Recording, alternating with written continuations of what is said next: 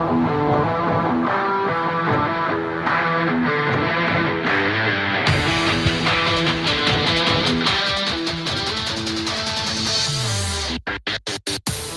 Football 360 Show. Welcome, everybody. I am JP Rock. He is Matt Bierman, coming at you on X, YouTube, as well as KLIS, the Lou Info station, louinfo.com on Saturday mornings from 11 o'clock, 11 to noon. Matt, how you doing? Doing great. Awesome. There Happy to you be can here. see if you're watching on the YouTube channels. You can catch our social media, JP Rock MO on X, JP Rock Scout U on Instagram, and they can reach you, Matt, at Elite Football on Twitter and Elite Football Academy on Instagram. So coming off the dead week that just happened, but did I see you? Are you doing a youth camp this week, or is that last week? Yeah, that's this week. Yeah, how's that going? Good. We got 100 plus little guys running around. We've done it at Chaminade for a long time. Yeah. I mean, well before the Rams left town. I mean, we were doing it with the Rams for a while, and so which was pretty cool. Back in the day, we would do those, but then I was talking to Coach Antoine Torrey today about. I think we've done that. It's 16 plus years that we've been at that location. Wow. Some years it was on there. They had like this really huge, like multi-purpose field. And then they changed it to do a baseball field, which I don't know if you've ever seen their baseball field. It is unreal. And then we're on the football field, which is kind of cool because their practice. Yeah, we're on their stadium field. And they're practicing at the far end. We got the little guys down there, and then they kind of shift off. Then we take the whole field, and they won't be there Thursday, so we'll have the whole place to ourselves. Which they're very great hosts. Sounds like they're in the process of making some major improvements to their athletic facilities, which I think they're really nice to begin with. But, I was gonna say because I remember going to it like years ago, like one of the early times, and they had you guys on like a practice field in the back. Yeah. Back by, I guess it was like the tennis courts or whatever. And I thought that was a nice little complex there. Yeah. Yeah. So major improvements, but you got to keep up with the Joneses. And it sounds like they got a big, I don't know, one of the coaches was saying there was a big, donor component going on, and gave them the money, and they were ready to roll. I'm telling you what. But it's like they have that, and I'll butcher the name, but it's like Skip Vagra Center, where it's like the art center. It's like performing arts. Yeah. And, it's like $20+ million building someone gave them money for that, is really, really world-class. And years ago, I did a coach's clinic in there, and Brady Cook did his signing in there. So it's a really neat building. But, it's somebody that's done extremely well in their business and their life. And then they give back to their school, which I think is really cool. Yeah. And I think you and I, how many buildings do you have named after yourself? 4. I'm working on 5. 5. Okay. We're working on it. So just kind of break that down though. Cause I mean, you said 140 kids, what grades and what all goes into that? What kind of stuff do you teach the little guys? So it's funny. It's one of those things. I was thinking about it yesterday. They're the kindergarten guys, like, entering, I guess leaving kindergarten. So rising first through 8th grade guys. So we split them out, middle school, and then the younger guys are with their own groups, right? So they do offensive and defensive days, and then everything's by position. So it's just like you'd go to like a skills training class at Elite. There's a 20-minute warm-up where it's focused on speed, agility, and movement, getting them activated. And then they break in their position groups. Then they do their drills. They do technique work, footwork, bag work, hand work, throwing mechanics for the quarterbacks. And then they'll do some sort of like crossover, like they'll do some one-on-ones, O-line, D-line. They may do some one-on-ones with receivers and DBs. Quarterbacks will get in the actions. Today they were doing the defensive back group had some combo receiver and defensive back kids and quarterbacks. So they did 2v2s at the end. And then we usually most days we'll end with a game we call Razzle Dazzle, which is basically ultimate Frisbee with the football. Yeah. And the kids love it. It's a really good game to kind of get guys communicating, getting them out of their shell, shirts versus skins type of scenario, right? You still got the old, I don't want to take my shirt off, scenario. But it's fun. Like guys are competing. we've been doing like that format of that camp for at least 16 years. And so, yeah, we'll add little wrinkles in here and there. But at the end of the day, like, call it boring, but it is a football camp. And so the vast majority of the time is spent on training and development. How's that boring? It's not, maybe, right? Maybe to a kindergartner entering first grade. But. Yeah, but at the end of the day, like the linebackers today were telling one of the coaches, like, "Oh, we love doing these bag drills." Like they were getting to do. Yeah. It's something that they're not going to do probably a ton of at practice, right? And I think that goes and melds really well with we're having a conversation last night with a young man who freshman in high school, offensive lineman his entire middle school career, big boy, gets to high school and they're like, "Hey, we need you at defensive line." Oh yeah. Right. So now all of a sudden, and there's a need, right? Because there's probably lack of size, and he's got sport, it. Yeah. And to your point, yeah, team sports. So the team's like, "Hey, we need you here." So his plan is he wants to be an offensive lineman in college. And I told him, I said, "Look, you're a freshman. They pulled you to JV. You're probably going to get to do both. I mean, that's not a negative. It's more of a positive. But learning skill sets that are universal, right, at younger ages make you a better player. So that's why increases I encourage your value. The O-line and D-line when you're little, right? If you're a quarterback, learn some other position, learn running back. If you're a defensive back, do receiver when you're younger, and because you never know what's going to happen. Right. And quite honestly, there's nothing more annoying than you talking to a young guy that's and he's like, "I'm this," and you inform them that, well, you'd probably be good at this, or your coaches or this college is going to see you as this. No, I'm this. JP, that happens all the time. I mean, all the time. And that even okay, so there's a lot of kids who are just quarterbacks, right? And there's some that they probably can only play quarterback. Mm-hmm. But there's guys there's kids that you watch on film that you say to yourself, "Oh, he probably got offered a quarterback." Because I know for a fact there are colleges that you'll see their rhythm. They'll offer a single quarterback one year, and the next year they bring in two guys. And the guy that they offered as the single year quarterback is typically a tried and true quarterback. Mm-hmm. Year two, where they alternate and they have two quarterbacks come in, one of those two is probably getting moved. Yeah. But they're going to see which one of those two is the guy that they want to do it, right? And exactly, so right. I think that's where you have to be flexible. I mean, if you have to be flexible, you have to be open-minded. I mean, look, there's somebody that you train. They were a receiver, but they're in high school now. They're incoming freshmen. They want them to play quarterback. We were discussing this just last week. You have to be open to that. It happens, and so. And that's where you think the junior football stuff comes into play because one of the young men that we're talking about, he said he feels like he's pretty far along because of what he learned offensively, because if he's listening and you give kids some ownership of the offense and they start to learn it from the ground up rather than barking at them and telling them what they need to do, there's the ownership that they start to pick up and they start to say, "Hey, I'm part of this. I know how to do this. And oh, by the way, I understand the game at a higher level." And I think that therein lies the biggest issue, JP, is there's a lot of kids in the game that do not understand the game they're playing, right? And so it starts with learning the fundamentals of the game. If you do not have the fundamentals of the game, it's a very complex game to learn on the fly, right? And then just strength and athleticism only takes you so far. 100%. I mean, it is. It's sad because so many kids, and I think that is a shortcoming of kids that come out of a lot of, let's just call them not football hotbed regions. Mm-hmm. We have athletes, but I would not consider St. Louis a football hotbed from the perspective of Georgia, Texas, Florida, those guys, Ohio. They're producing.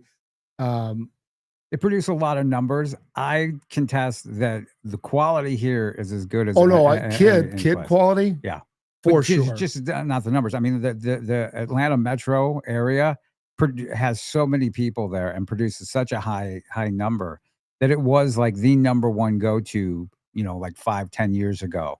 Florida produces a lot of guys. I see where Mizzou, I mean, another local star out of Blue Springs, Ronell Johnson picked Indiana you know, they seem to favor the guys out of the South. They like Pennsylvania, Yeah. and then they like the guys in the South. And so we'll see how that works out for them. How hard was Mizzou going after him? Was it pretty heavy? Yeah, it was pretty much down between them and Indiana. And I mean, you know, he's man. When was the last time Mizzou lost a recruit to Indiana? That was kind of my thing. But I really, and I don't want to speak for them, but I really think that in today's climate, you know, I don't think they really sweat losing kids anymore because they figure they're going to use the portal, and then they got the guys that they're after.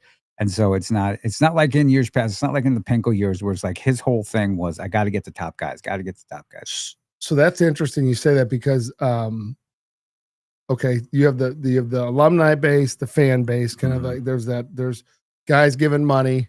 There's guys that are really loud that are the fans that follow all the, and you know this more than anybody, but like the recruiting sites. Yeah. Okay. I had a guy tell me this weekend, which I thought was very interesting. He's like, yeah, I don't even look at college recruiting anymore. I do not even look at it. He's an Ohio State fan. Okay. And I said, why? He's like, it doesn't matter anymore. Yeah. He's like, and so what's interesting is, you know, the On3s and the rivals, you know, have cachet with kids because they get the star ratings and all that. Yeah. But how they fund themselves is through subscriptions of grown men that are fans of particular teams, right? Mostly men. I'm sure there's plenty of women. Some like a 24/7. They're funded by CBS Sports, right? And they're a loss to CBS Sports because I don't even know if they sell subscriptions. To be honest with you, maybe they do, maybe they don't. Yeah, you're right. I've never even really known anybody. I don't think they do. I think they do, but I don't think that it really matters because what I was told years ago was that it was part of their CBS Sports platform. They wanted to offer it to people as, hey, we're CBS Sports. We're college football, right? Yeah. You're college football. Yeah. So they put up the graphic, hey, this kid in 24/7 Sports was rated this. And so there's that. But you're right. And this goes back. I had a parent who messaged me, and their young man was ranked recently by 24/7. Mm-hmm. And you know, there were guys ranked ahead of him, and I explained to him, I said, this is exactly what I said on the show. It is done based upon offers and commitments. Who's offered you? Who do you have commitments from? And who has the highest subscription base? And it's always been about that. Which is wild. But so, you know, as that dwindles, because this guy was like, is diehard. Like, I mean, he would mention kids' names that we train, like not knowing we train them. And I mean, he knows who they are because of all the stuff, all the publicity, right? Yeah. And so, you know, as that starts to wane and they see these kids bouncing around, and to your point, the colleges aren't sweating it like they used to before. No. There was an issue if they didn't get a top tier recruit because the fan base would go so wild. Yes, it's a political thing, right? In the public space where it's like, you know, like, oh, and then it gets to the alumni who are, you know, paying the money out. And they're like, hey, we didn't get this 4-star. Well, yeah, but we just got a 3-year transfer starter from UNLV or wherever, from Sacramento State or wherever. This guy's from USC. We got an Alabama kid. We got a transfer from Georgia. You guys should be excited. And this is the thing. It's so transient. College football, recruiting or prospects or players, so transient now that your average fan's not going to know who's on their team from year to year. They're going to show up and they're going to be like, who's number 24? What's his? Oh, he's a great guy. We love him. Right. And the beauty of it is, and I go back to the old days of it was when the NFL was doing some of their, you know, they're threatening to hold out and this and that. You know, if you're realistic about it, who has the upper hand? The NFL team, the franchise does, because the average players in that league for 3.5 years, the average college players in there, well, at that particular school is now probably 1.5 2 years is their average, I would assume. Yeah. I don't have that figure, but that would be my guess. Very few kids are staying 5 years anymore. That's a dying breed. But to your point, the reason why the NFL had the upper hand in collective bargaining and all that is like, yes, that's great. Each team, as I've had it explained to me by an NFL GM, each team in the NFL has 2 to 3 guys that they have to keep that are actually the brand loyalty guys. Right. Other than that, no one else on the team matters. Yeah. From a branding perspective. And that's kind of how college football that's what is it's turning into. Yeah, Exactly. it's following it, and we've talked about it over and over again. How it is college football is becoming pro football. Look at Notre Dame. Yeah. Notre Dame is a high level school, not debatable. Great tradition. Yep. What have they done the last 2-3 years? They bring in a transfer senior quarterback to run the show. Right. I mean, if they're doing it, why isn't everybody else doing it, right? Because that would be a team that would be on principle saying, no, we're different. We don't take transfers. Now, granted, they got transfers from high level schools from Wake Forest and Duke, right? They weren't coming from, a lower level school academically. They came from, commensurate level schools. But truthfully, like, that is pretty emblematic of what's going on in college football. Like, it doesn't matter what program it is. They're looking for what they need. Yeah, and there's so many players floating around out there now. And it's with the transfer portals, it just made everybody a free agent. Mm-hmm. Recruiting, high school recruiting, and it's painful to say because I've been doing this for a long time. It's not as relevant as the transfer portal. And we're gonna find out because, quite frankly, Mizzou's success under Coach Drinkwitz has been because of the transfer portal. Let's not get it. 2 reasons. It's been because of local kids, right? And the transfer portal. So now if you're not going to be getting the Brady Cooks, you're not going to be getting the Cody Schraders, you're not going to be getting the wide receiver, Luther Burdens, right? Yep. You're going to pluck somebody out of Alabama who's going to be one of them. Okay, that'll work. But are you going to have to rely heavier on your transfer portal guys? Right? Yeah, and so we're going to find that out because the Cooks, the Schraders, Burdens are gone. Yeah, and they're not. You're not seeing those guys come.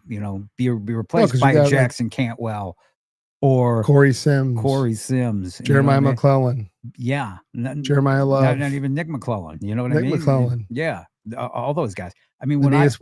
All those guys. Right. Well, Titan Davis. Yeah. When we want to go back to somebody who first told me they were a quarterback, Titan Davis. I first met him. He was at a freshman.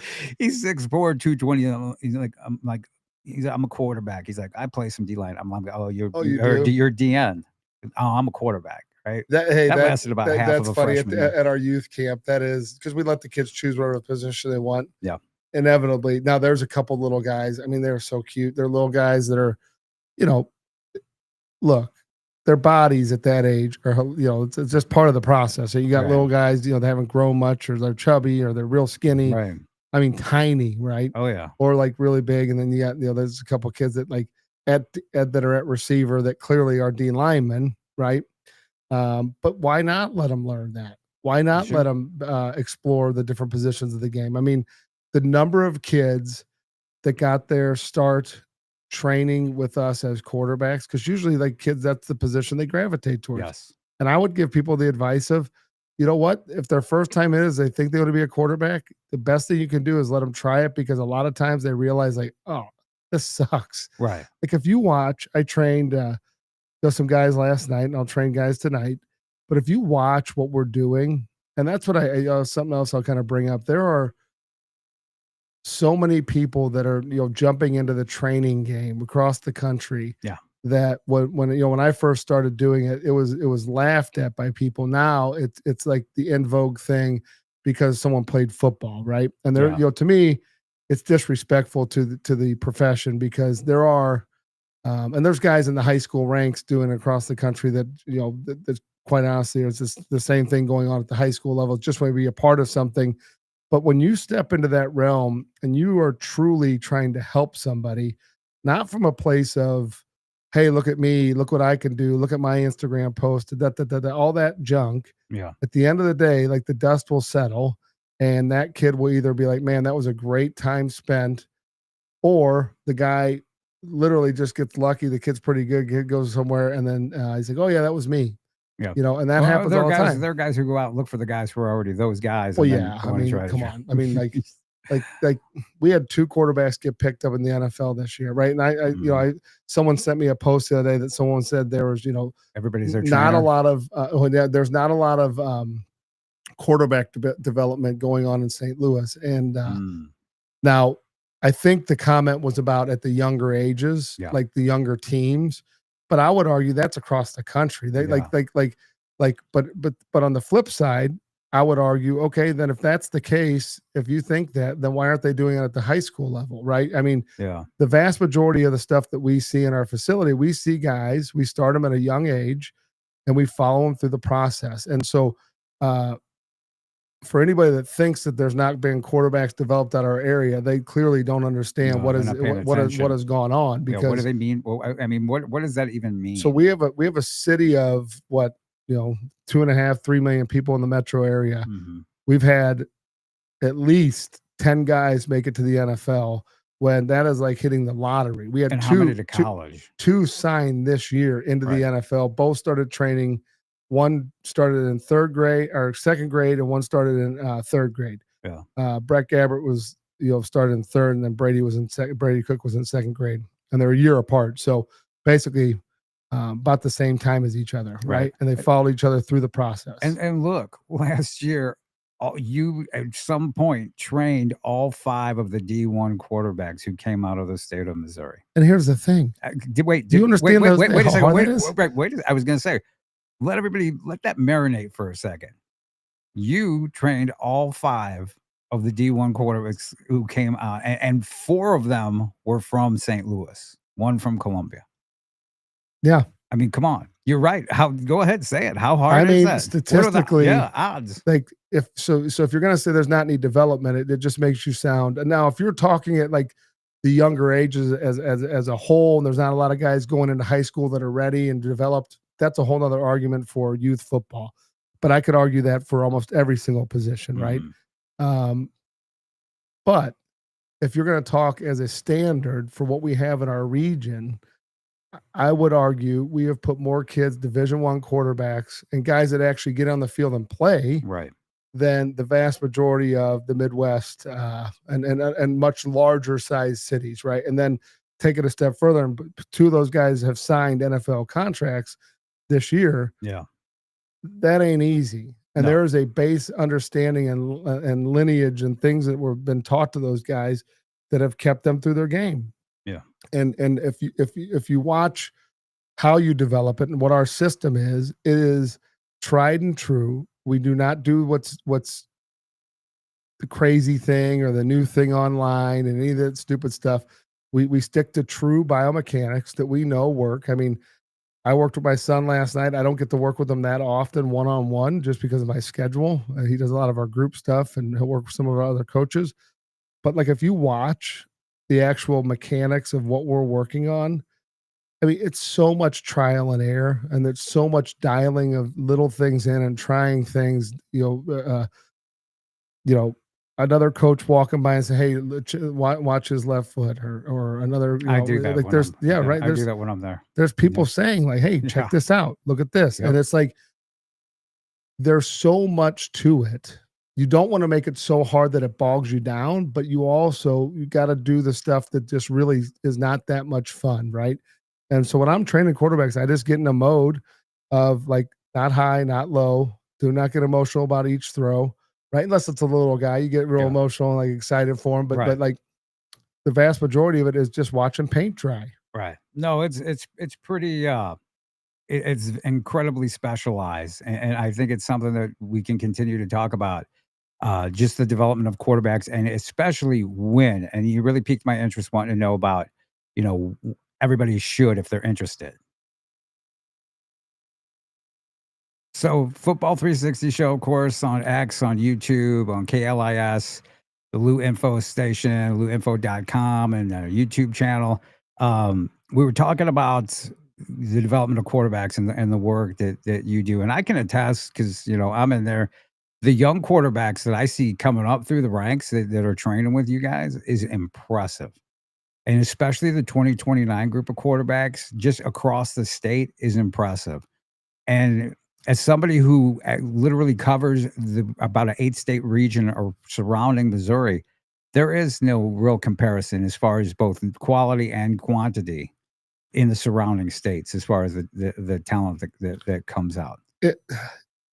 It's crazy because, like, I look at the group of kids last year, the 2029 that we had at this camp, the little kid camp, I remember telling Nick Sprague, one of our quarterback coaches, there was like 10 kids at that camp that are out of that group quarterback wise. And I was like, this may be one of the best total groups of quarterbacks at that age I've ever seen. Like it is like, I have to go back to Dalton Demos, Trevor McDonough, Thomas Militello, that whole crew, but that was not super deep. Like it was just some good quarterbacks, you know, in that this group 2029s. I gotta tell you what, it's pretty deep. I already have the names memorized, and I could rattle them off, but I'm surprised at how talented they are. Yeah, and so, you know, but a lot of them started when they were little kids, and so, you know, I don't think it's any different with any other position, but like, you know, understanding the development side of things. Like there's a lot to playing quarterback. Obviously, the mechanical side is a huge component because if you can't execute that, you know, your leadership skills really are kind of null and void, right? If you have good leadership skills and you can throw a ball and move properly in the pocket, then guess what? You got a pretty good shot. Right.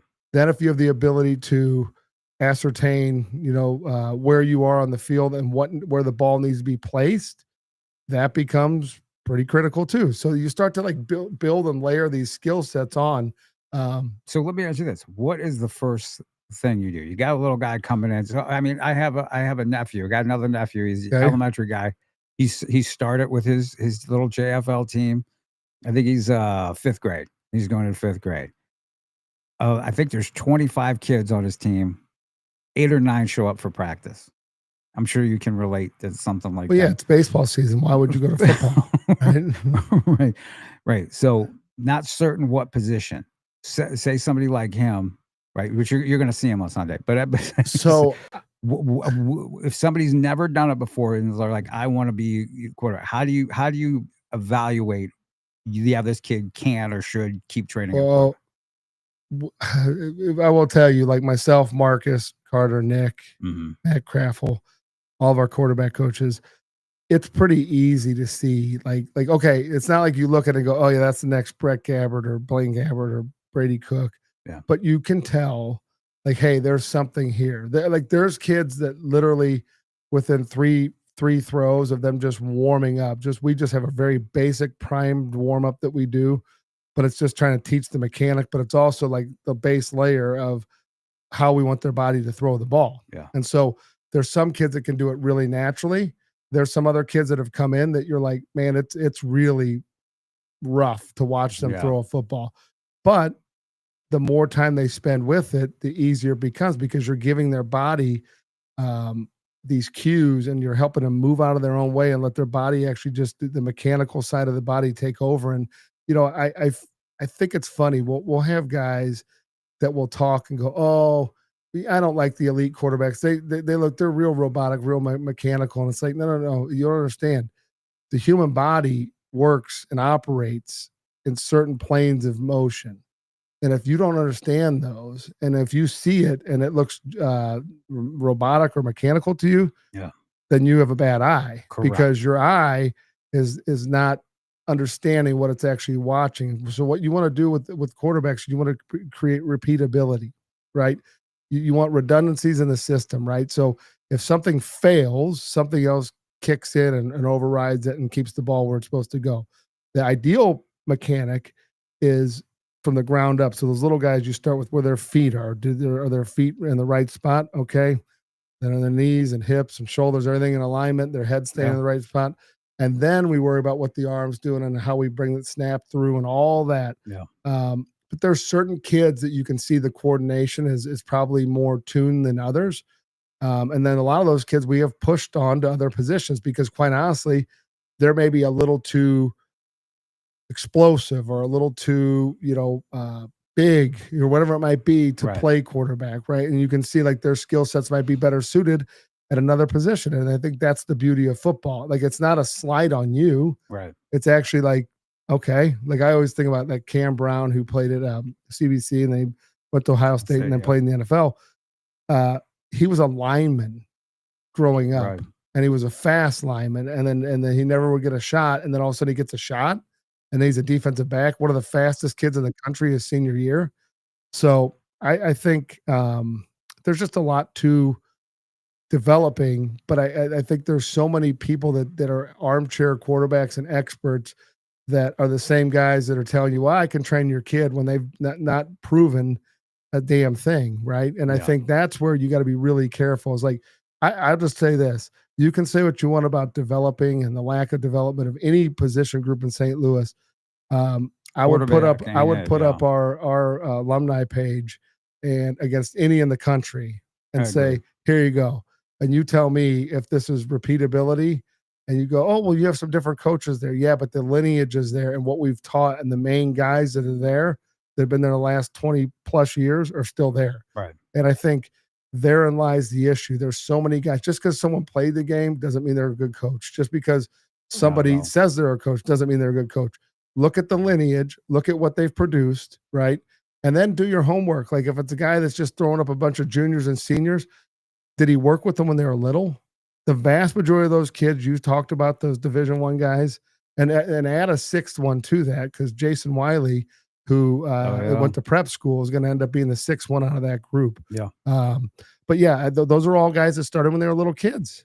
The started short of Brady Davidson out of Columbia, because he lived in Columbia. Right. The vast majority of them were kids that started when they were young, youth or middle school. So there's a lot to it.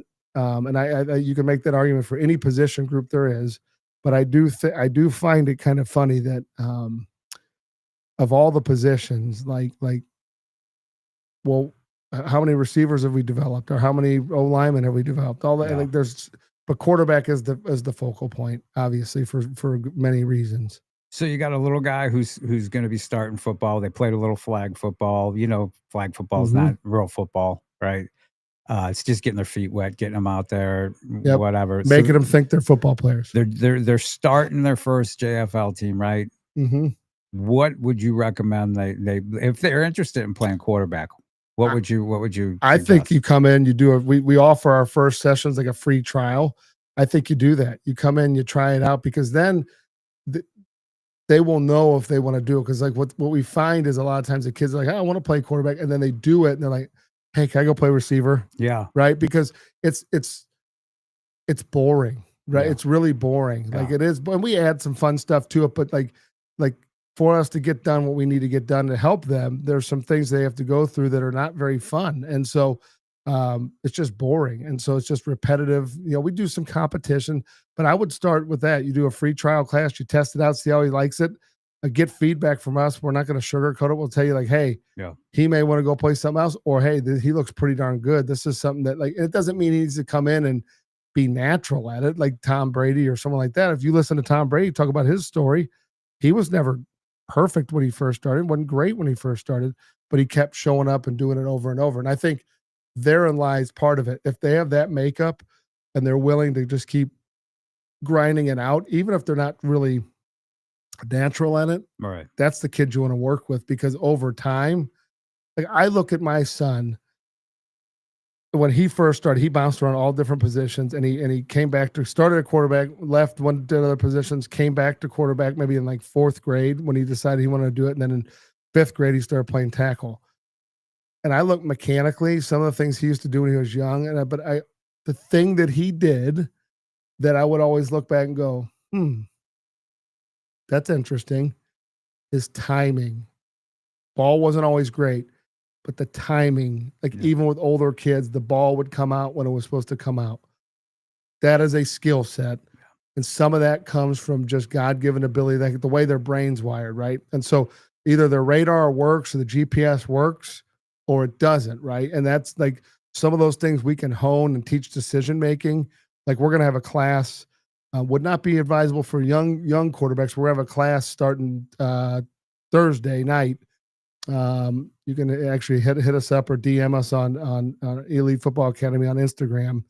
But it's for quarterbacks, receivers. It's for reading defenses, and it's going to go in really in depth.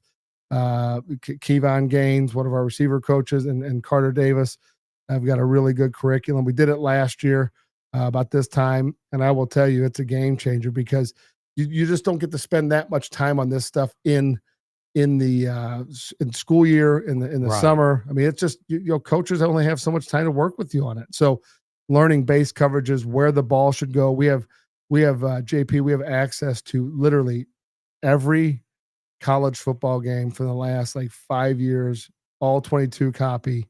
So they're like drawing up some stuff. Like, these guys are going to see some college level film breakdown. It's going to show them how to break down film, how to watch film, all that stuff. And I think it'll be really helpful for them, because And you're talking about two of the young risers in coaching, oh yeah, and Carter and Key. Yep. I mean, they're smart guys, and they really know their stuff. and they have passion for it. And I think, to me, that's where I'm able to come in and help and say, hey, look, these are the things I think we should do, but you guys have the, the wherewithal and the knowledge to do it. Here's why I think we should set it up. This is what we've done in the past, and then let them run with it, because they're talented, they're young, they have energy, they have knowledge. And I think that, and they connect with the kids. Yeah. But there's so much out there, where I would say that, like, look, if those two guys were out on their own, they'd do a great job. But the problem is like, if you're out on your own and you don't have a structured group around you and a facility and background of like guys like myself and Marcus who have done it for many, many years, it's a slog. It is. It's tough. And so these guys hit the ground running. They have a great platform to present from and teach and educate from. And not only that, like, Carter grew up in the system. Mhm. Like, he did it. Coach Key started it in college, and he started out training, like working on himself, and then came into the fold as a coach. And you're right. Yeah. They're both high flyers. They got really good potential for coaching. And they're executing at a high level on a daily basis, and mature well beyond their years.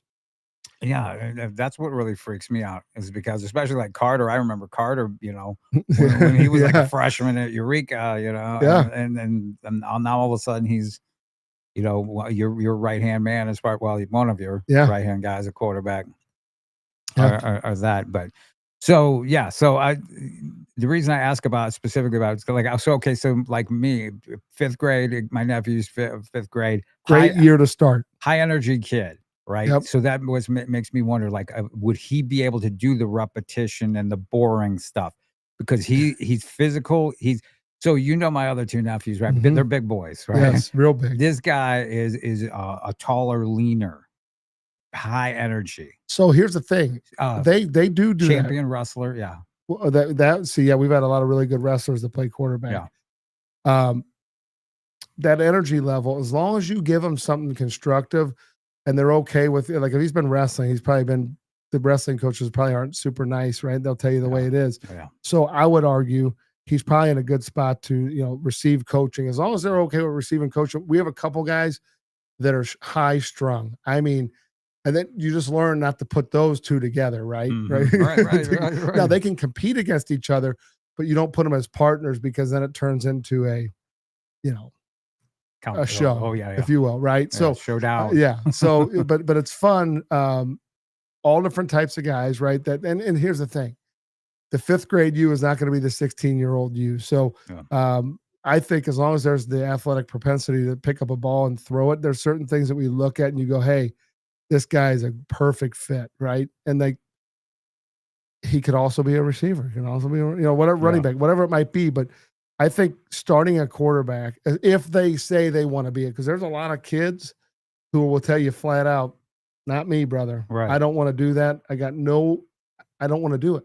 I gotcha. And so I think if they want to do it, you should let them do it. Yeah. You let them try it. And they may get to their team and there might be 20 kids wanting to play quarterback, right? When you're young, everybody those kids that haven't been at practice, they're all going to show up. They've been playing baseball. They're going to be ready to play quarterback. Right. Even the short, chubby kids want to play quarterback. Oh, yeah.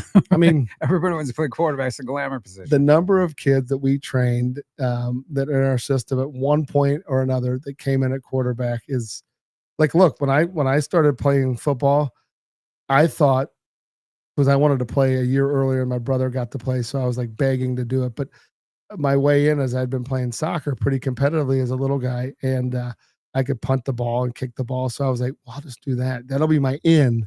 Yeah. And, I did kick and punt. when I first got into football, but I also kicked from punt returned, right? Which I had no idea what that was going to be like. Yeah. And, but I think that's whatever they want to be when they first do it. It might not be what you end up doing, Right. but I think it's just a good way to get it to start. And that's the beauty of our program. You can start at any of the positions. Right. You're not locked into any one position because it's fluid. And that's my thought is like, when you're young, find out, right? Yes. Now's the time to find out. Don't wait until you're in high school and then just be like, where do you want me? You know what I mean? Find out, find your niche, learn those skills when you're young. Younger the better. And in fact, going back to quarterback, and we touched on it a little bit last week or the week before, but glamour position. However, I would say quarterback might be the most difficult position to be recruited That's at brutal. at a high level, at Brutal. the highest level. Now, Brutal. since the transfer portal, I think that has really changed that. I think And it's horrible. It is horrible and it's unbelievable because, I mean, let's face it, it is the most important position, right? Yes. If you don't have a good quarterback or you don't have an excellent quarterback, you're not going to win in a high level. And that's why they're paying these guys so much, JP. That's what Right. that's what exactly why a good chunk of that revenue share money is going to the quarterback room, including guys who are not that great, to be perfectly frank.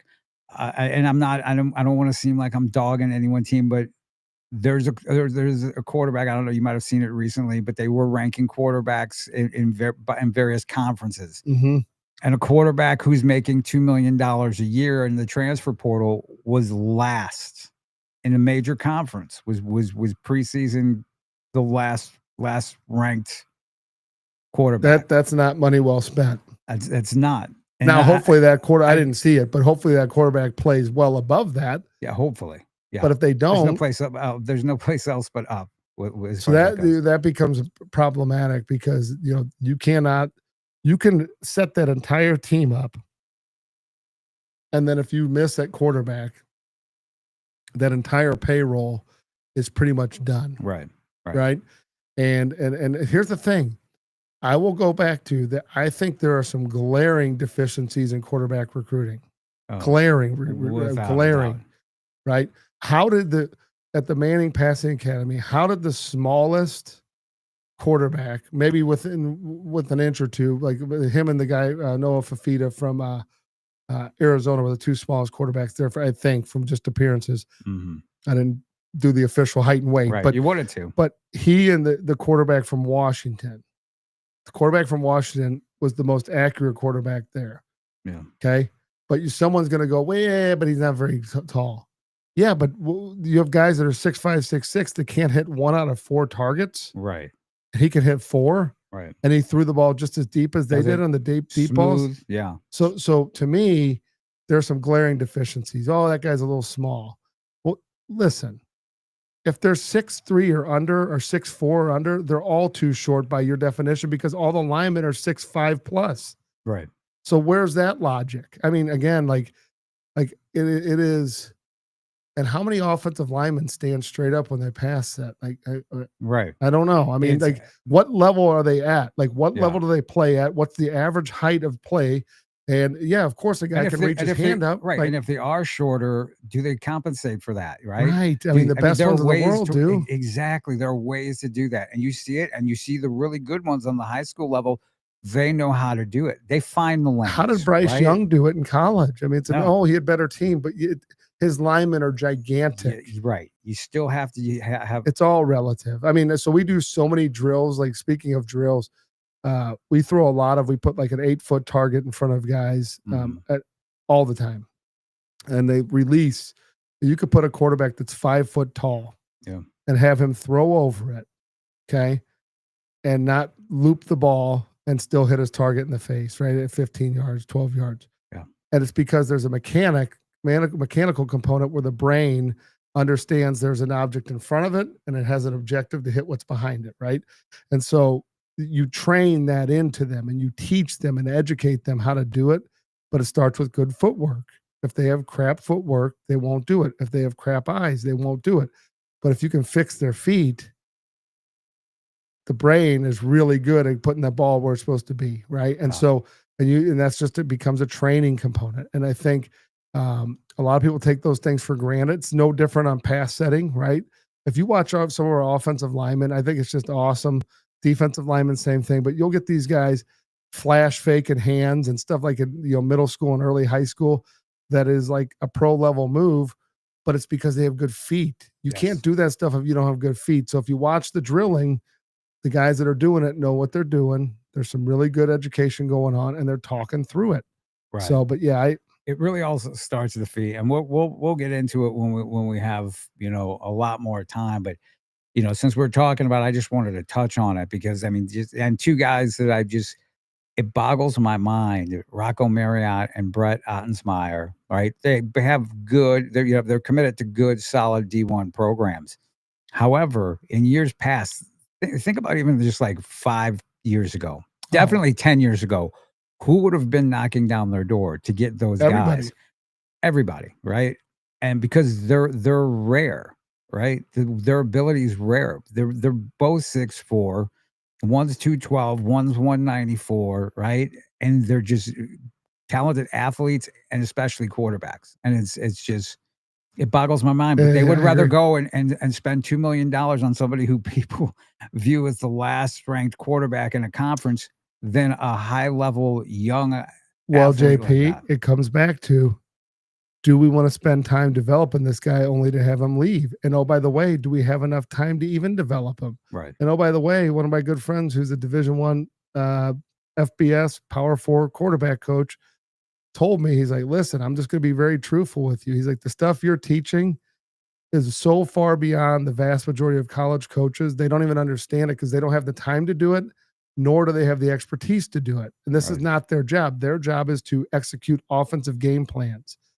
That's not right. They're not doing anything else. Without question. And to be perfectly frank, what they also say is, we're not going to develop them. We're going to let somebody else do it, and we're going to go out. We're going to pluck them out when he's ready, right? So this is their minor leagues, and this is that. So, man, time flies by. What's going on? Anything you want to say besides your QB receiver class? Yeah, we got our class coming up Thursday. I'm going to tease it. We got a new site coming out. It's a recruiting site that's going to be for like just helping kids to build profiles and get themselves recruited. And we'll talk more about it next week. It's there. Our social media will probably roll it out here soon. Nice. But it's speaking of social media, we go ahead and on the Elite screen right Football there. Academy on Instagram and Elite Football on X. Absolutely. Reach out to me, JP Rock MO on X, JP Rock Scouts U, the letter U on Instagram. It's been enjoyable as always. Everybody, check us out online, football360show.com, KLIS 590 AM, Lou Info Station.